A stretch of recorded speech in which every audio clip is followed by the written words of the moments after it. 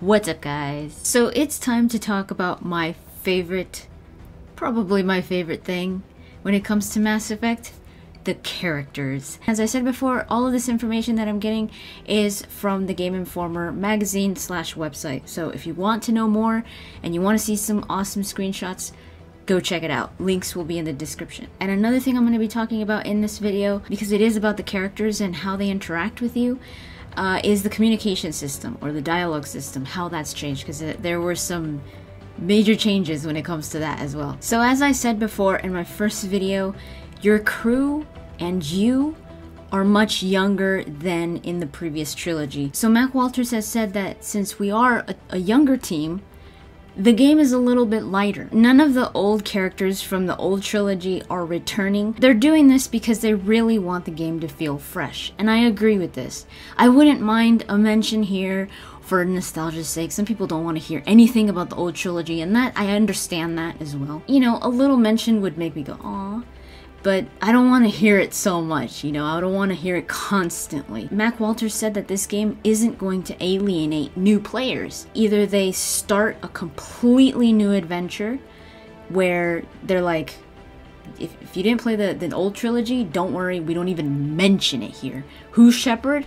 Don't worry about it. Or they have somebody like Alec Ryder to give a little bit of backstory to inform these new players a little bit of what happened in the past, or who Shepard was, at least just Shepard. Let me know in the comments down below what you guys think. Would you guys like to hear stuff about your Shepard that most likely this N7 guy could talk about? Or are you like, no, forget it, I want to just move on, I want a new adventure, I don't care what happened in the old trilogy, just give me something new. So this is obviously a hero story, but it's also a team bonding story. If you don't want to interact with your characters, with your squad, you don't have to. If you didn't do the loyalty missions, or if you didn't get the person loyal, they would end up dying at the end of Mass Effect 2, or you know, that you didn't get specific abilities that they offered.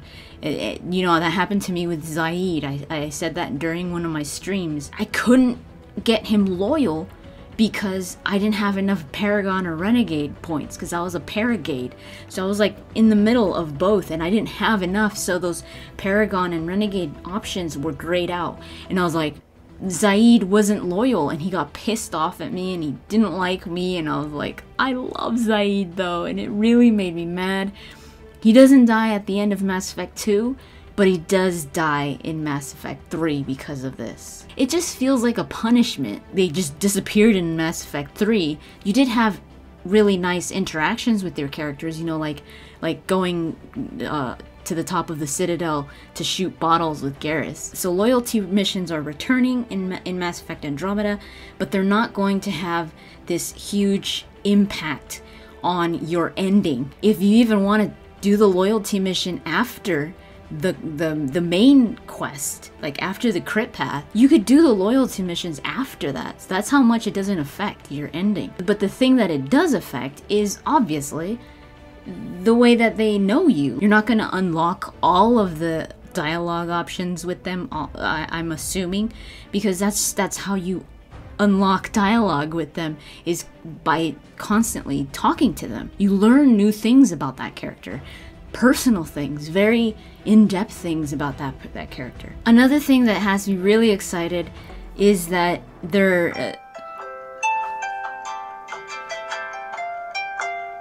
promising that they're adding a lot more banter. Dragon Age was the master of banter. I'm hoping that there's more of that camaraderie, not just with you, but also among the crew, and like seeing how they connect with each other. We saw a little bit more of that in Mass Effect 3. I hope they make it feel normal and not like they just shoved it in there for fan service. Now let me talk a little bit about what every BioWare fan is excited about when it comes to any BioWare game, is I want to know who I could romance. Unfortunately, I don't have the answer to that, but I do have a little bit on the romances. Mac Walters said this in the GameInformer article. If you include squad, crew, and light romances, we have more romances than we've ever had before. More romances than in any Mass Effect, or more romances in BioWare games in general. It sounds like we're going to be able to have a lot of different types of relationships with our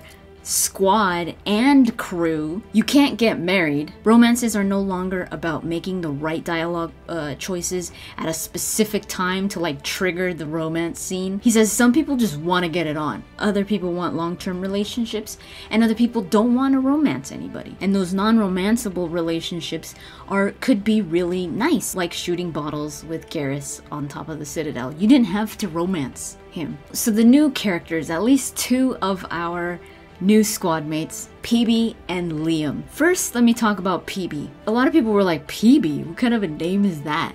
But Mac Walters says that this is a nickname. Her name is probably somewhat like Asari type of name that starts with a P and the last name is B with a B. But since she is the way she is, so like adventurous and like she doesn't like to go by the norms and she's very playful, like she doesn't care about what the niceties are, what she's supposed to do in this situation. Mac Walters was saying when she first meets you, she actually tackles you.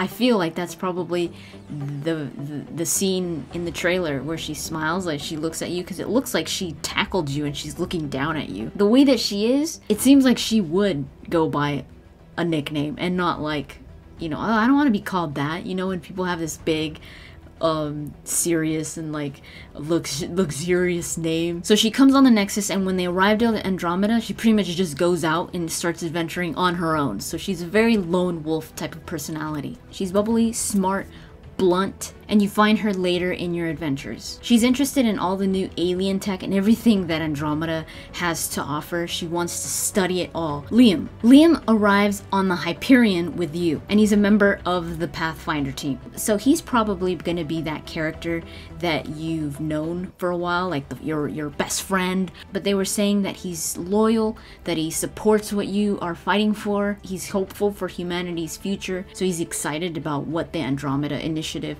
is all about. He's idealistic and enthusiastic and has a light attitude, but he could get fired up easily. He has history as a police officer, so he serves as security. When it comes to police officer, does it mean he's probably CSEC? So those are the 2 characters that we know so far.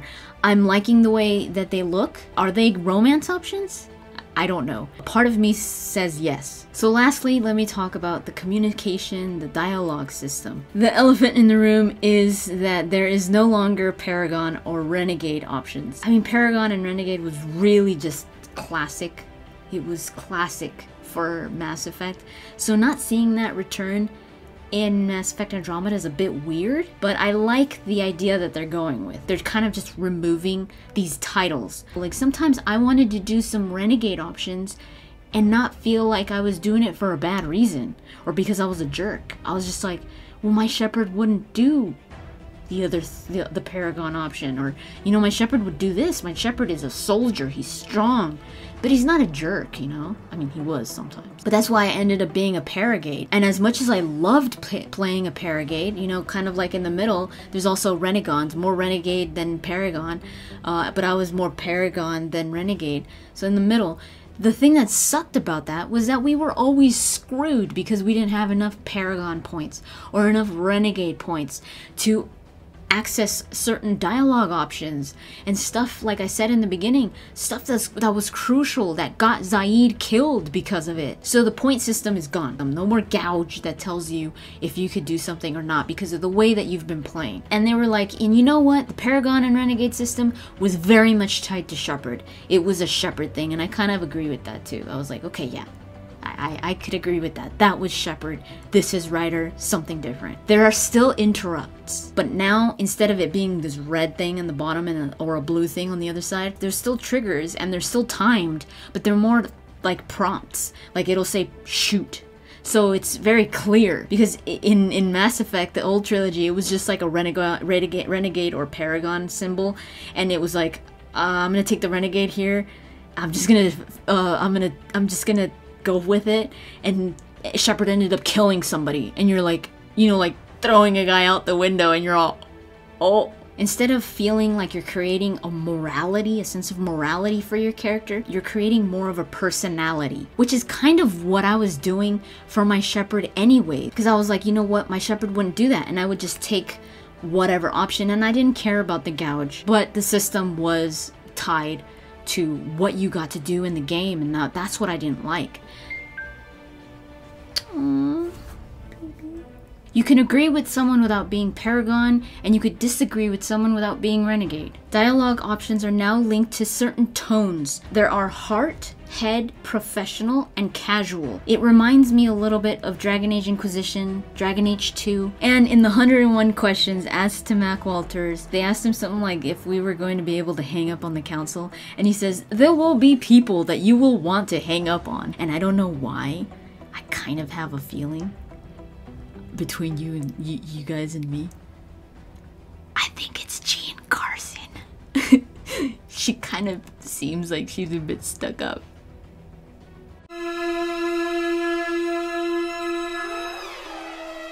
She's probably a lovely lady. So that's pretty much it. Even though we aren't seeing a trademark of Mass Effect returning the Paragon and Renegade system, I am totally open for this new system. I was one of those people that really suffered in the old trilogy because I never had enough points with Renegade or Paragon, and it was all because I was trying to play my shepherd the way I wanted to play, and I felt like I was being punished for it. So I like this idea. Let me know what you guys think about the Paragon and Renegade system being gone. Thank you so much for watching, and I'll talk to you guys later.